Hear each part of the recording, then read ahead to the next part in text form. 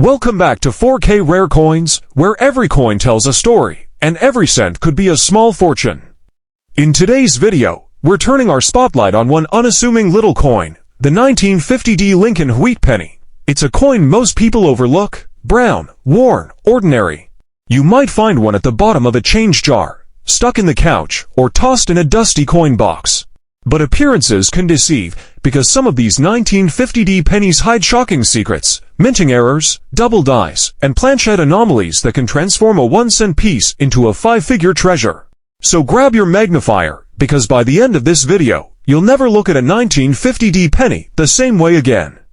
The 1950D Wheat Penny was struck at the Denver Mint, the D mint mark, located just below the date on the obverse side, beneath Abraham Lincoln's portrait.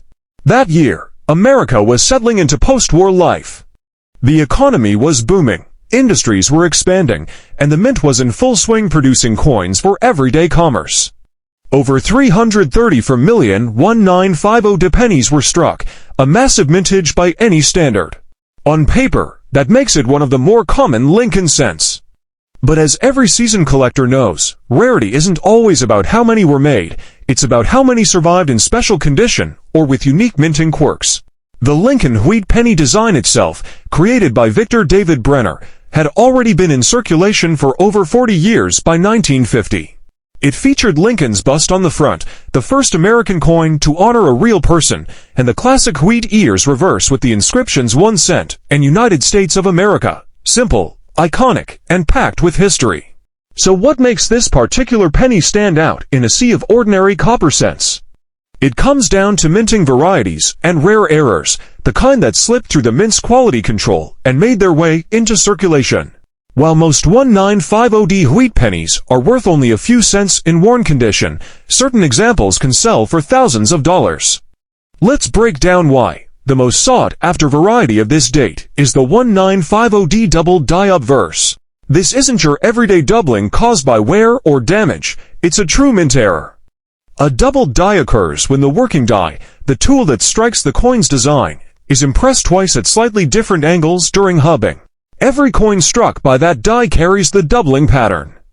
Collectors can spot the 1950D double die by carefully inspecting the date, the word Liberty, and the motto "In God We Trust." Under magnification, the letters appear clearly doubled, as if they've been stamped twice. The doubling on genuine examples is crisp and consistent, not fuzzy or shadow-like.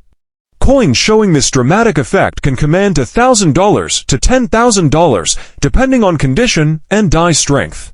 Even lightly circulated examples, the ones you'd think were worthless pocket change, have been known to sell for hundreds of dollars when authenticated by grading services like PCGS or NGC. So if you've got a 1950D penny, grab a jeweler's loupe or a 10x magnifier.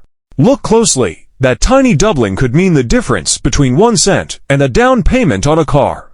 Now let's talk about one of the most fascinating mysteries in U.S. coinage, the rumored 1950D steel penny. During World War II, the mint struck pennies on zinc-coated steel plankets to conserve copper for military use. These famous 1943 steel cents are easy to recognize. They're gray, magnetic, and prone to rust. But according to some reports, a few leftover steel plankets may have accidentally been struck in later years, including 1950. While no officially verified 1950D steel cent has been confirmed by major grading services, persistent rumors, and a few unverified specimens, have circulated among collectors. If one were ever authenticated, it could easily rival the 6-figure values of other wrong planchette errors like the 1944 steel penny or 1943 copper penny, which have sold for more than $100,000. So, if you ever find a 1950D penny that sticks to a magnet, don't spend it.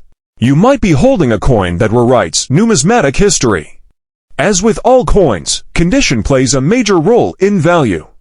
A heavily circulated 1950D penny with no special errors typically sells for about 3 to 10 cents. Uncirculated examples with full original red luster can bring $1 to $5, but coins graded MS67 red, near perfection, have fetched $500 to $1,500 at auction. The best examples are blazing red, with sharp details in Lincoln's hair and the wheat stalks on the reverse. Collectors categorize color and toning into 3 main grades: road red, bright copper color, like freshly minted. RB red-brown, partial fading, mixture of red and brown tones. BN brown, fully darkened copper, typical of circulated coins. So if you've got a 1950D in high grade, even without errors, it's worth setting aside. And if it also has doubling or another mint anomaly, you've struck gold in copper. Beyond the famous double die, there are several other minor but collectible varieties from the Denver Mint that year. Repunched mint marks are PM. Early minting dies were hand-punched with mint marks. If the worker misaligned the punch and struck again, it created a visible shadow D. Some are PM varieties show 2 or even 3 distinct Ds under magnification. These can sell for $25 to $100 depending on strength. Off-center strikes. If the coin blank wasn't properly aligned in the press, part of the design appears off-center. The more dramatic the misalignment, without cutting off the date, the more valuable the coin. Some 1950D off-center strikes have sold for $200 plus. B die break. This tiny die crack appears as a raised line or blob between the letters B and E in Liberty. It's common among 1950 cents and collectible as a fun minor error, usually worth a few dollars. Each of these varieties adds to the charm and intrigue of the 1950D series, proof that even in a mass-produced year, tiny imperfections make all the difference. The market for wheat pennies, especially Denver Mint issues, remains strong among collectors. The 1950D often serves as a gateway coin for beginners, but serious collectors are hunting high-grade and error specimens. Auction results over the past decade show that demand continues to rise, particularly for graded red examples and rare doubled dies. For instance, a 1950D MS6 7 Plus red graded by PCGS sold for over $1,700 in recent years. A strong double die example could easily exceed $5,000, and if the rumored steel planchette ever surfaces and is authenticated, who knows, it could break records. Even more modest finds, like a repunched mint mark or a well-struck uncirculated coin, hold steady collector interest, especially as wheat cents grow scarcer in circulation. If you think you've discovered a valuable 1950D, resist the urge to clean it. Cleaning destroys the coin surface and dramatically reduces value. Instead, use proper lighting and magnification to check for doubling or mint mark anomalies. Test with a magnet if you suspect a wrong planchette. Weigh the coin. A normal copper cent should weigh about 3.11 grams. A steel or wrong planchette error will weigh differently.